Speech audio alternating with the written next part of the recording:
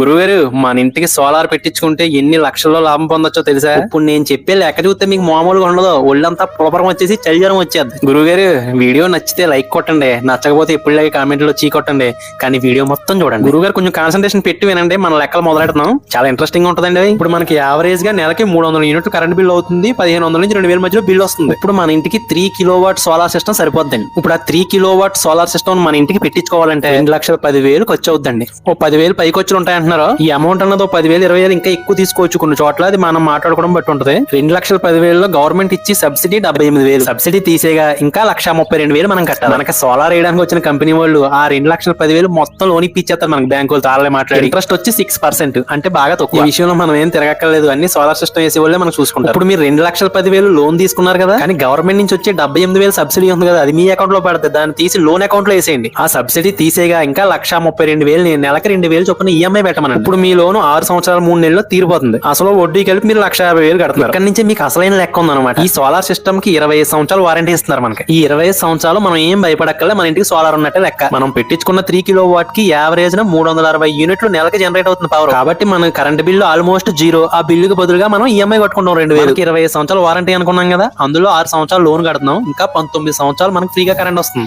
ఫ్రీగా కరెంట్ వస్తుంది కదా అని మనం ఎప్పుడు కట్టే కరెంట్ బిల్ డబ్బులు పాడు చేయకండి. ఇప్పుడు యావరేజ్ గా మనం కట్టే కరెంట్ బిల్ రూపాయలు 1,500 రూపాయలు అనుకుని ఆ డబ్బుల్ని నెల నెల మ్యూచువల్ ఫండ్స్ లో పెట్టండి. అలా 19 సంవత్సరాల పాటు మీరు 1,500 కట్టి లీస్ట్ 12% ఇంట్రెస్ట్ చొప్పున చూసుకున్నా తక్కువ లెక్కేసుకుంటే 12 లక్షలు అవుతుంది. నేను లీస్ట్ రిటర్న్ రేట్ చెప్పాను 12% అని, అదే 15% రిటర్న్ రేట్ వేసుకున్నాం అనుకో 17 లక్షలు అవుతుంది. మనం అంత ఆశించదు గురువు గారు, 12 లక్షలు వేసుకుందాం. ఇప్పుడు మనం ఫైనల్ గా మనకి ఎంత మిగులుతుందన్న చూద్దాం. ఇక్కడ మీరు గుర్తుపెట్టుకోవాల్సింది ఏంటంటే, మన లోన్ అమౌంట్ అప్పు తీరిపోగా మిగిలిన 18 సంవత్సరాలు మనకి నెలకు 1,500 చొప్పున మన కరెంట్ బిల్ మిగిలే. ఆ మిగిలిన డబ్బుల్ని మనం మ్యూచువల్ ఫండ్స్ సిప్ లో పెట్టగానే మనకు వచ్చిన లాభమే 12.7 లక్షలు. ఇలాగే ఆలోచిస్తుంటే మనం చాలా తొందరగా కోటీశ్వర్లం కాదు బిలియనర్లు అయిపోతామని భయంగా ఉంది గురువు గారు. ఇప్పుడు అసలు మ్యాటర్ ఏంటంటే, 25 సంవత్సరాలు వారంటీ తర్వాత ఈ సోలార్ సిస్టమ్ పోయిందనుకో, అప్పుడు రేట్లను బట్టి ఇప్పుడు మనకు వచ్చిన ఆదాయంలో సగం డబ్బులు పెట్టుకున్న కొత్త సోలార్ మళ్ళీ పెట్టించేసుకోవచ్చు. గవర్నమెంట్ మారిన ప్రతిసారి మన కరెంట్ బిల్ రేట్లు కంపల్సరీ పెరిగిపోతున్నాయి. కాబట్టి ఫ్యూచర్ లో ఇంకా మండిపోతాయి. కాబట్టి మనకి సోలార్ పెట్టించుకోవడం వల్ల ఇంకా లాభం పెరిగిపోతా ఉంటుంది. ఫ్యూచర్ లో మనం కూడా సోలార్ పెట్టించుకునే ఆలోచన చాలా బలంగా ఉంది. కాబట్టి వాళ్ళు పెట్టించుకుంటే కంపల్సరీగా దాని గురించి కూడా సమగ్ర విచారం చేసి మంచి వీడియో పెడతాను. నా ముఖ్యమైన విన్నపం ఏంటంటే గురువు గారు, నా ఎక్స్ప్లెనేషన్ కానీ మీకు నచ్చినట్టయితే